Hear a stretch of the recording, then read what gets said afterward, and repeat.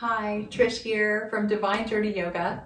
And today I thought we'd think about what not to do in yoga if you have osteoporosis diagnosis or even osteopenia or even a low back issue like a bulging disc, pinched nerve, something like that. These are what you should not do and then what you should do instead. So let's go ahead and get started. First one is going to be on our back. So we always want to get down to our back from our side. Safe transition. Here's the first thing that you should not do. Sit-ups. Don't do sit-ups. You can do lifting the head, keep the back flat, even a slight arch in that low back so there's a little bit of air under there is the only safe way to do a sit-up position. Never do a roll up. Never. And then also when you do pelvic tilts, it's totally fine to arch the back. That's a great position, but then don't pull the tailbone off the floor. Just let the back be neutral. So you can arch and then allow the back to be flat or neutral. Arch and neutral. So you're not pulling that pelvis up and pressing the belly down very deeply at all. Okay. So those were the don'ts on the back there. Now here are some great things to do instead. This is a great way to do a sit-up with just knee lifts. So you keep a little curve in the low back, my hand can slide under there, and you just lift and lower those knees, keeping the spine safe. That's a great way to do core work instead of sit-ups. Now what about twists? Here's what not to do. One of our favorite twists could be crossing the legs and dropping the knees over to one side. Now this really pulls the low back. Instead, what I would recommend is rolling over onto your side, stacking the knees, then taking the top arm up and rolling the shoulder back. So the hips always stay stacked. The top hip might roll back slightly. You don't have to bring that top shoulder to the floor. You can put it on a block or a blanket and then relax into the twist. The main thing with osteoporosis is be really gentle with that low back. The game of finding the balance between working the muscles and the bones to gain strength and being careful so that we don't injure them. Now let's come up to seated. Stretch out the top leg, push ourselves up into a comfortable position. Now instead of rolling forward to get our legs into crisscross, let's lean back. Find that crisscross position and then simply rock forward, get the shoulders up over the hips. Another great thing to do is to sit up on a block or a blanket or a pillow. Just to get the hips up off the floor really helps bring that curve into the lumbar spine. So let's talk about moving our spine. One of the movements is, of course, straight up in the air, which is a very important do this. Yes. Now let's talk about what not to do for a side stretch. Dropping the hand, collapsing the inner side, opening the other side really far, leaning and adding weight with that upper arm. This is what you should not do. Let's look at what it would look like doing it the right way. We would simply pull here, engage the core, lean slightly sideways and lift. So the whole time we're lifting with that inner side, pulling it up, engaging that belly really strong, and maybe simply reaching up. You can barely stretch through the shoulder, and that's what that should look like. What about twists? One of the things people like to do is cross their hand over, hook to the side, the thigh, pull their shoulder back, and you get this kind of twisting, leaning back, which is not terrible, but it is compressing the lower spine. Most important thing here is to not round the shoulders into the twist. Do not do that. It's really important to keep the spine long and tall, the shoulders square, and the arms relaxed. And we're not hooking into the thigh, we're just resting there and breathing up and down the spine, pulling that belly in. That's a very safe and gentle twist. Twists are important for osteoporosis because they do stress the bones, but we just don't want to overdo that. Okay, now, cat and cow. Seated cat-cow is one of everyone's favorite things to do. but we are not allowed to round forward at all. So from the side, it looks like this. Pulling the belly in, rounding the shoulders forward. Do not do this. Instead, finding your seat nice and tall, lift the heart, open the ribs, take the arms behind, reach through the chest, squeeze the shoulder blades, and then relax back to center, neutral spine. Open the heart. This is your cow pose. You can open, sagging the back a little bit into that arch, back bend, and then coming to neutral. All right, good job. Now what about if we're doing forward folds in a seated position? Well, a crisscross position, you would lean forward, hinging from the hips, but look how flat the back is, really nice and flat, even the head and heart slightly lifted. And this is great work for that lumbar and those erector muscles to really begin to strengthen the posture and help with balance. Rising up. What if you're sitting with your legs straight forward? This is a really hard position to stay nice and long and flat in the back. So lean back a little bit. You're getting the work in those beautiful core muscles of the back and the belly and the legs, even while you're leaning back. If you feel like your hamstrings are loose enough and you want to lean forward, start to bend the knees a little bit as you just let your belly kind of squish onto those thighs, but the back stays really nice and flat the whole time. So you definitely don't go very far. This is what you should not do. Round the head toward the knees, and then this is a terrible thing to do for osteoporosis. Add the weight of the arms as you lift upward.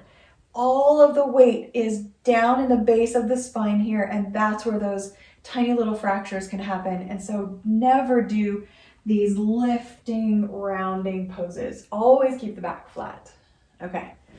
Also in the wide angle, same thing, leaning in, flat spine, no rounding. Let's talk about kneeling. We want to keep the spine long as we come onto hands and knees, pull the belly in and lift those hips. This is the only position that it is safe to do any rounding or tucking of the tailbone, but we're going to do it very gently. You can let the head start to curve downward, the tailbone gently round, and breathe here, feeling the shoulders spread apart. You can kind of lift up through the heart, not the belly. Down there in the pelvis is where the most vulnerable bones are, so we never want to round them or push them at all. Take another breath or two, and then of course you can drop that belly, lift the tailbone, move into that cow pose.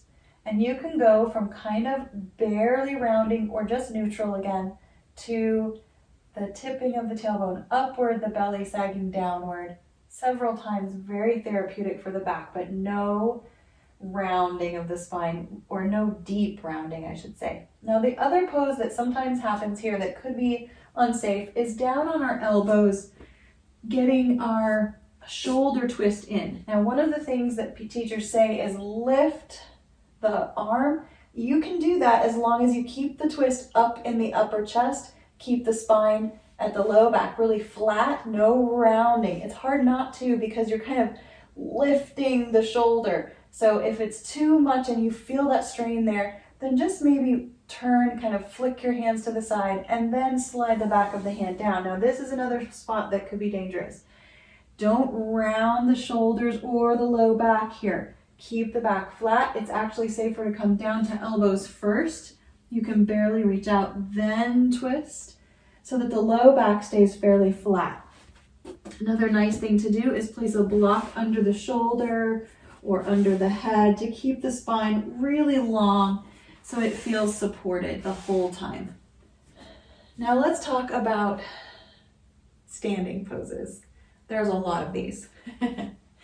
A nice safe way to get up to standing is to come to down dog and begin to take maybe 2 steps in, 1 step or 2 with each foot. Really bend the knees, keep that back flat, and then start to walk the hands in. Slide the elbows onto the thighs, use the belly, the core to help you. And then the hands to the thighs, rise up. Okay, that's what you should do. Now don't do this. starting from that forward fold, don't round the back. Some people call this ragdoll. It used to be so popular. A lot of teachers have stopped teaching it. Rolling the spine feels good, but it's dangerous. It's really one of the only poses that I would say, even though it feels good, don't do it, especially if you have osteoporosis. Let's also talk about another transition from down dog that doesn't work. So let's go back to down dog. Where here, maybe the heels are lifted, the tailbone is high, the belly is drawn in, the back is so nice and flat. This is a great strengthening pose for osteoporosis. But what happens when a teacher says, bring your foot forward? So watch my low back. As I bring my foot forward, it's gonna round, and I have to kind of curve, especially up in the top of my back, to get my knee up under my chest. And everything is round here, really not safe. Okay, so what should we do instead? Well, I recommend coming down to your knees. You can stay here and just swing the leg sideways and bring it around, kind of heel toe it. Watch how that low back stays engaged and nice and flat. And then come up from here. You can, of course, lift the back leg back up.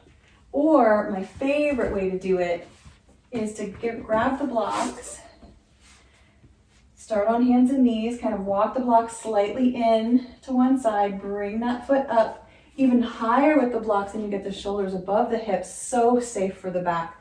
And then you can use those blocks, bring them to either side of the foot as you lift into your lunge. Really nice, safe lunge.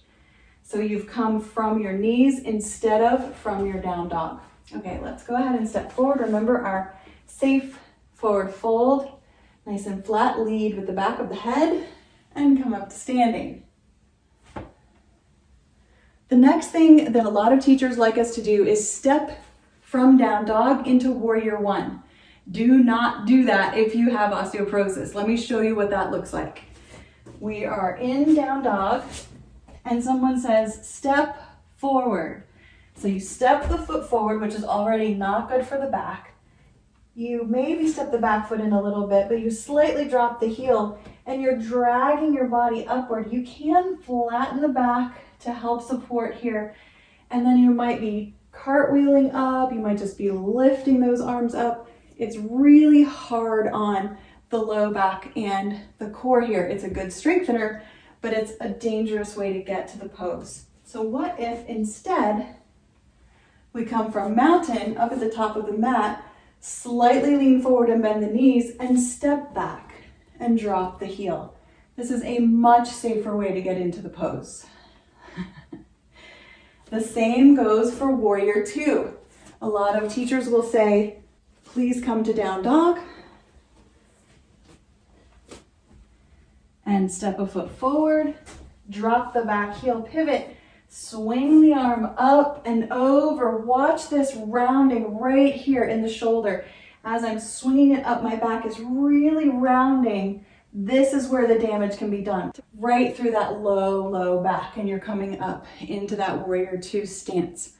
Instead, it is much safer to come from mountain pose, step the feet apart, and then turn one foot out, bend into the knee. Did you watch how my back stayed strong and steady the whole time, the whole transition?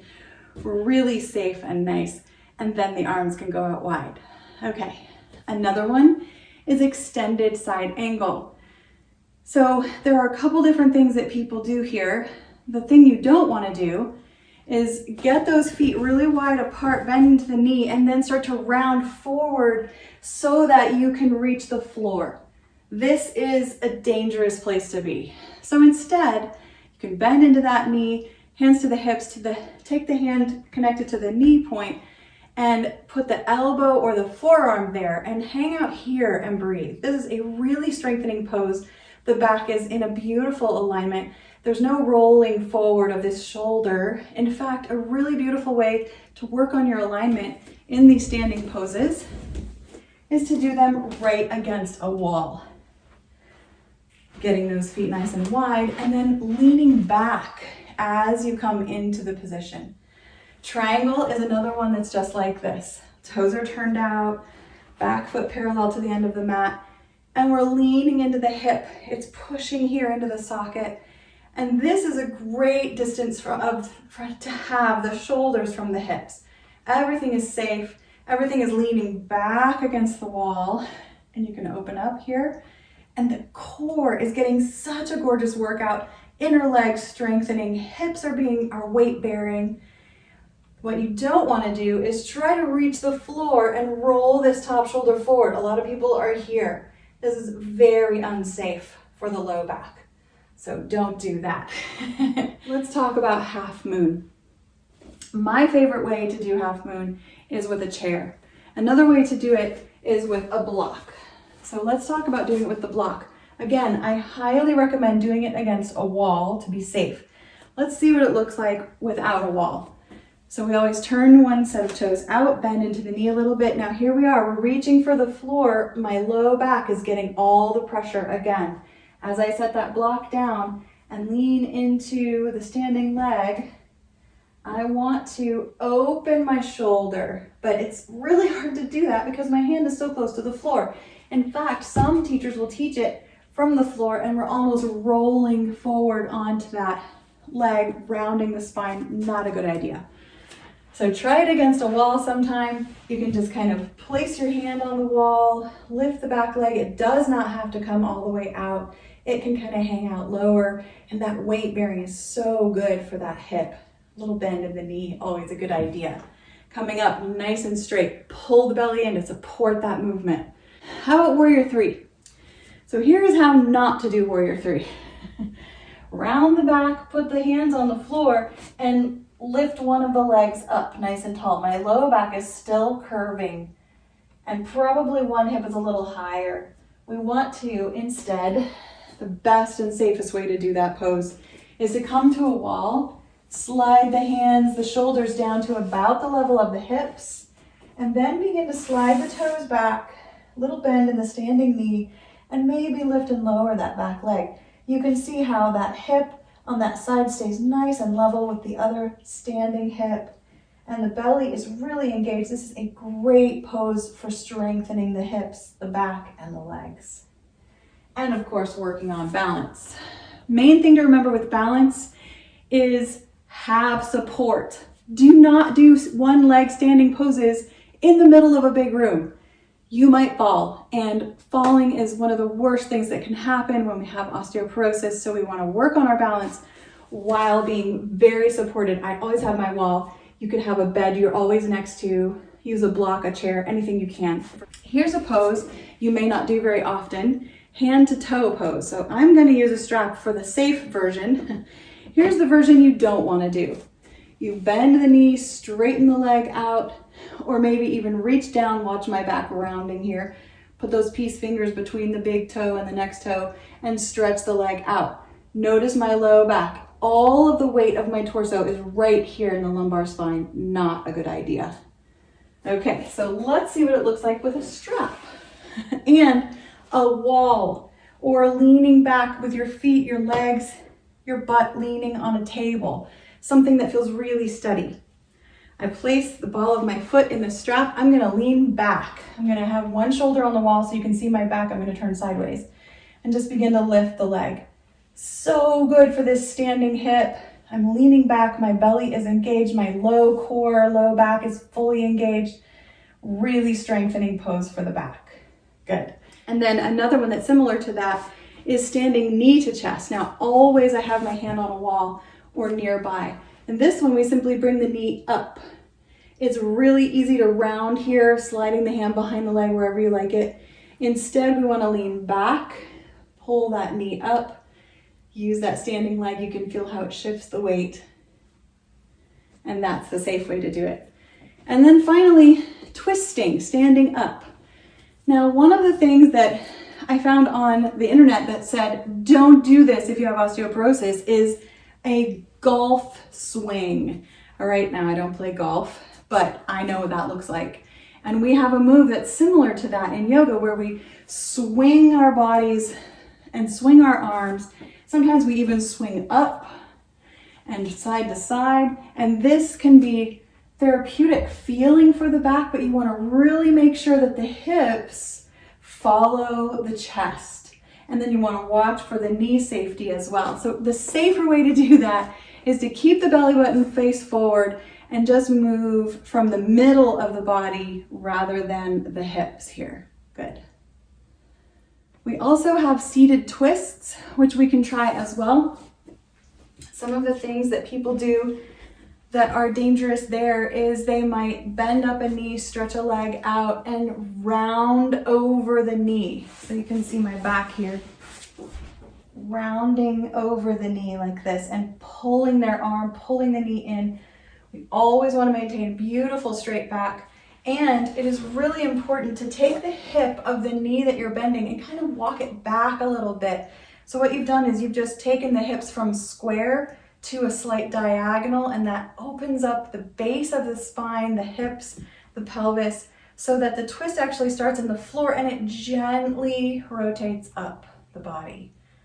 And that, my friends, is all I can think of what you should not do, and then what you should do instead if you have osteoporosis. Thank you so much. If you like this video, please like and subscribe and share it with your friends, and leave me lots of comments so I can make a lot of other great videos.